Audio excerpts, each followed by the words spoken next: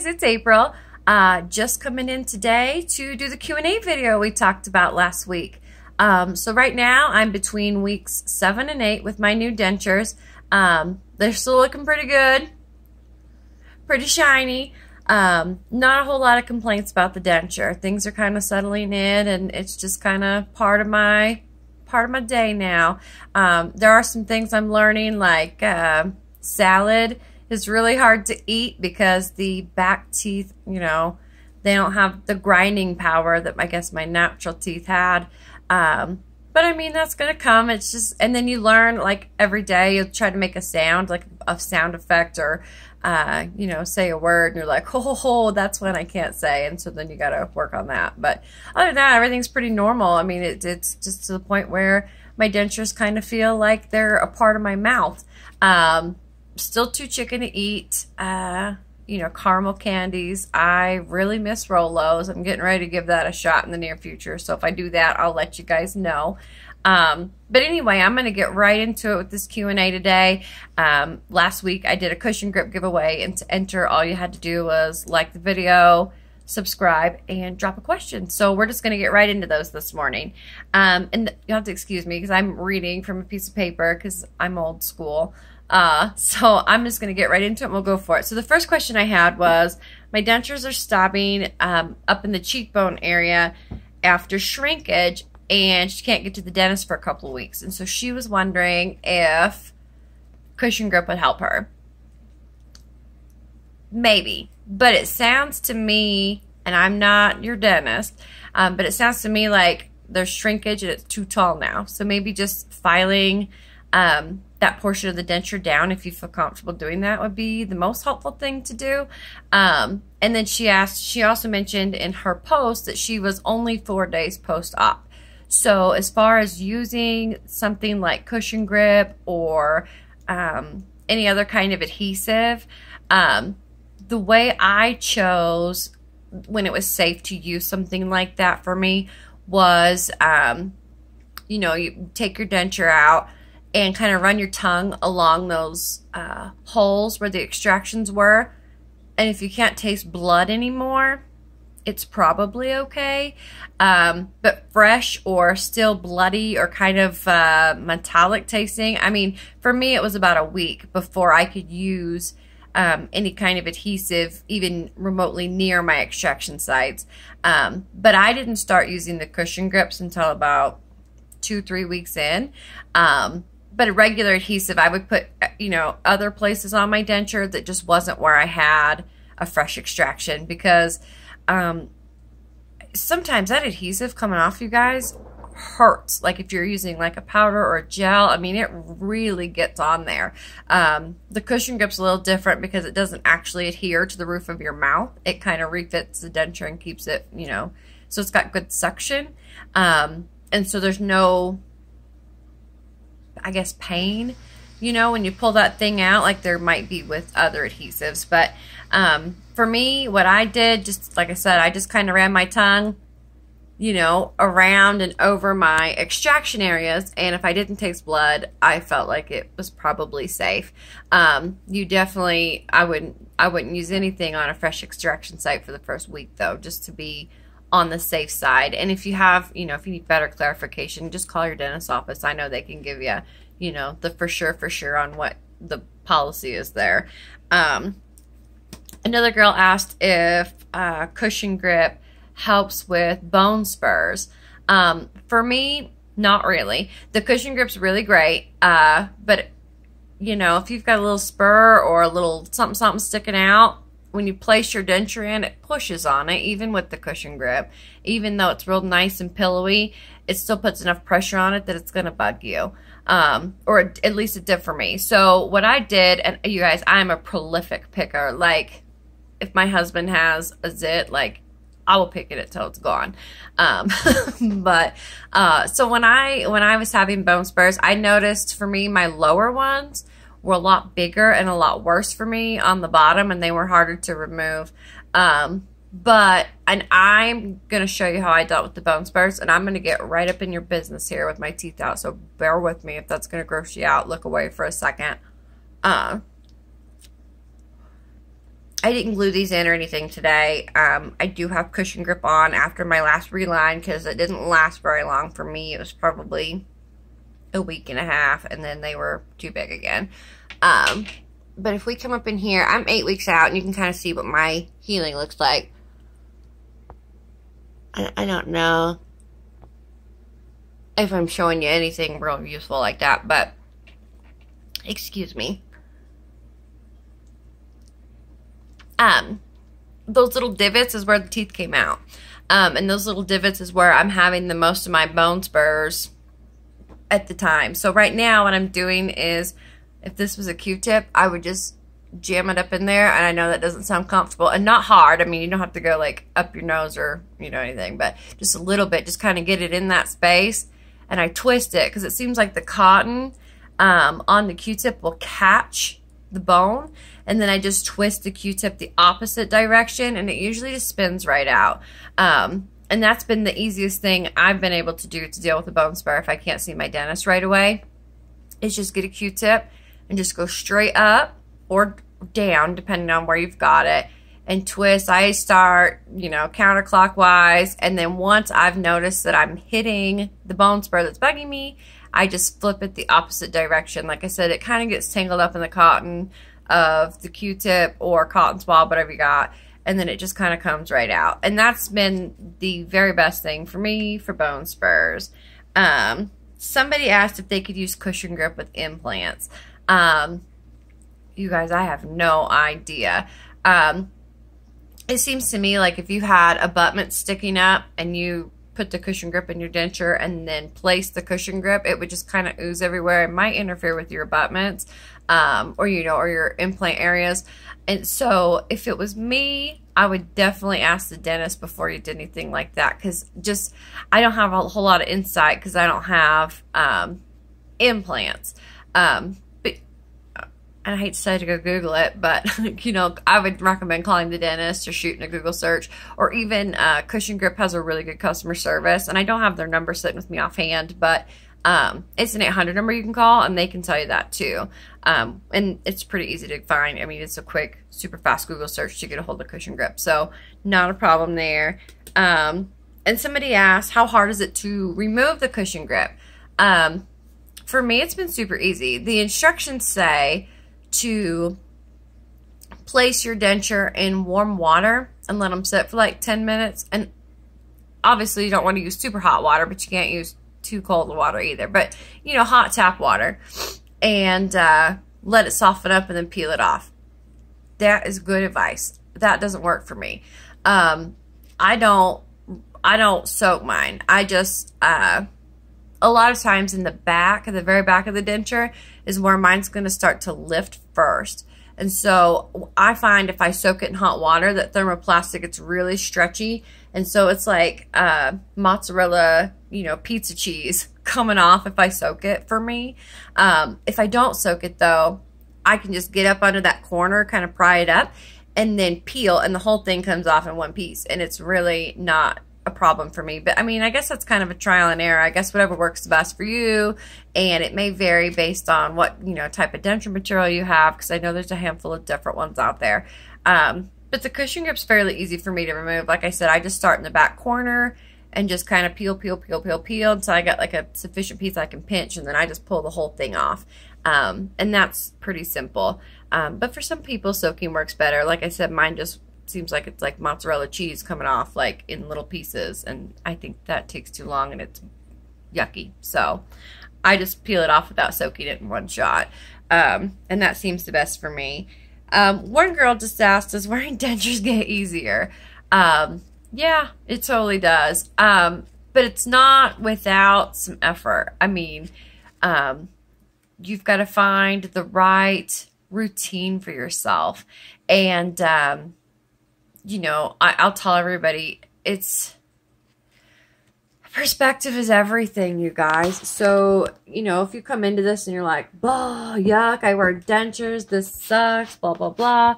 Yeah, I mean, it's gonna suck. That just is what it is. But yeah, I mean, you'll get to the point, especially with temporary, and in the situation I'm in, my gums have shrank twice, pretty seriously. and I've had to have a reline. I think I had a reline at 4 weeks. And then I also, 2 weeks after my reline, it was no good.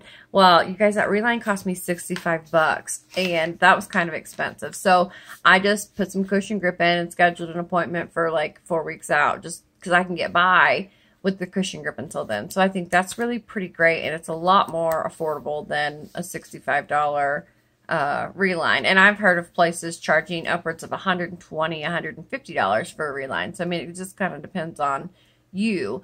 But yeah, I mean, if your denture gets uncomfortable, man, it's gonna be hard. So, you know, do whatever you can to make the denture wearing process more comfortable, and make sure that when you're trying this stuff out, at first, everything you try is going to be weird. The first time I used gel adhesive, I was like, ugh, gross, you know, but you just got to give it a chance and adjust. And for me, the cushion grip works super great.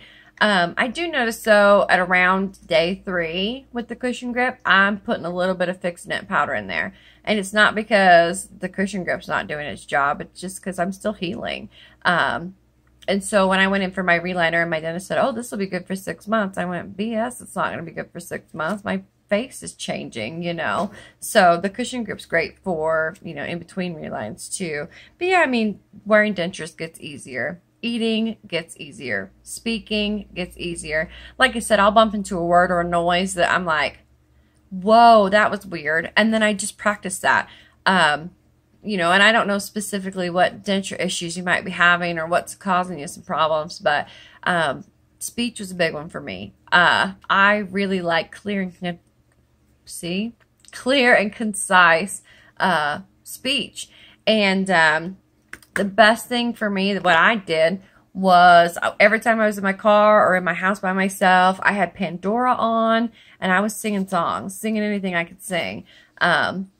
You don't even have to know the words. Make them up if you don't know them. It's super fun.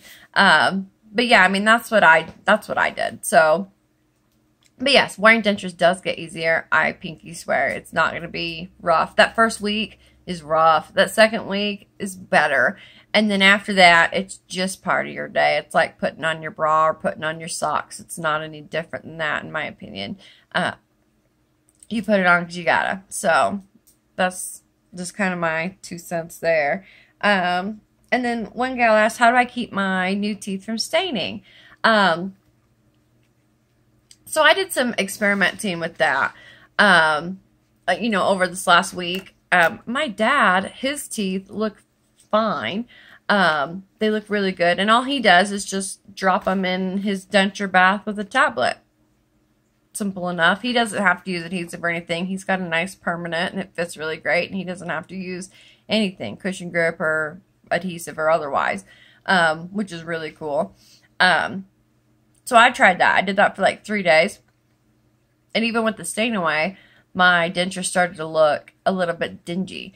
But I use stain away every single day. I think it keeps my teeth looking bright and white and nice. I really appreciate that product.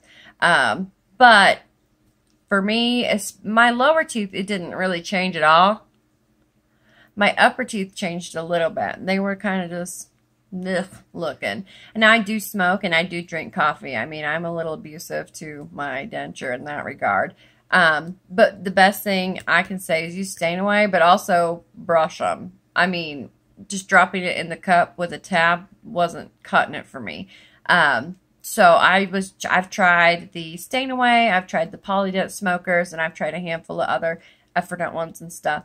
The stain away keeps my teeth the cleanest. Now, or not the cleanest, but the whitest. I'm going to tell you that. The stain away is a disinfectant, but because I have a partial, I can't leave my denture in stain away all night. I can leave my denture, but I can't leave my partial in the stain away all night.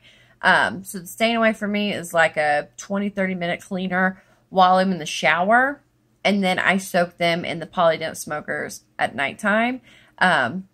I would leave them in the stain away all night if I could, but it'll mess with the metal on the partial if you leave your partial in for too long.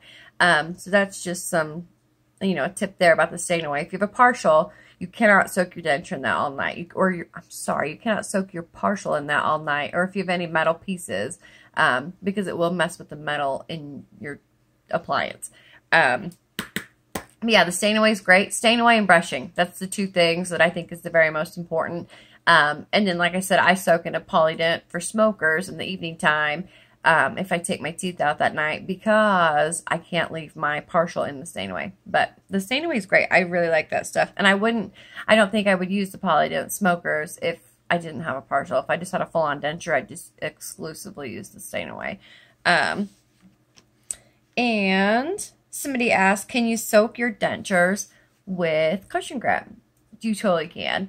And the instructions don't say, like, or maybe I overlooked it even. They don't say how long you should wait before you soak your dentures after you've installed your cushion grip. Now, I know you can't eat anything for 40 minutes to an hour is what they recommend. Just kind of get them in there, drink water, and just let them set up, you know, because it comes out kind of a real translucent orange color and then dries to kind of an orangey peach color.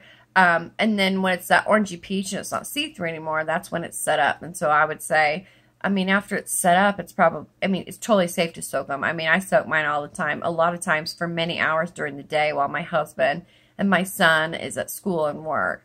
But yeah, I mean, the cushion grip it's serious business. Like, you put it on there, and you guys, I brush my denture, like, aggressively. And I've never had it lift or peel or anything like that. I leave it in, you know, staying away, the upper and the staying away and the partial and the Polydent for 6, 7, 8 hours at a time. And I don't have any trouble with that. So, but like I said, just make sure that your cushion grip has changed from that translucent to that more opaque. And then I think you're safe to soak, because I have not had any trouble with it at all. And so that's like all the questions I got on this video pertaining to our cushion grip giveaway. And instead of giving away 1 tube, I'm going to give away 2. And last night I had my son up here at my computer, and he was looking at people's questions and all that stuff. And so I just let him just randomly pick 2 people, because I know, like, I communicate with a lot of you guys, and I don't want it to seem like I just pick people I talk to all the time or anything like that. So I routed my 10-year-old who knows nothing about nothing here. And he was going through, and he's like, oh, well, that's a question. And, oh, well, I mean, they commented, but it's not really a question for your Q&A, Mom. So he just kind of, like, move on.